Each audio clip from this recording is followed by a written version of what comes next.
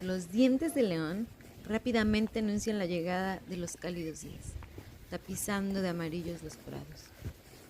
Pero antes de florecer, si tienes la habilidad de mi vecina para recolectarlos o su bondad para regalarnos, entonces les cortas los tallos, remojas las hojas, mientras pones a cocer unas papas, que una vez listas y más o menos frías, se juntan con las hojas ya escurridas y amasas todo con mucho amor.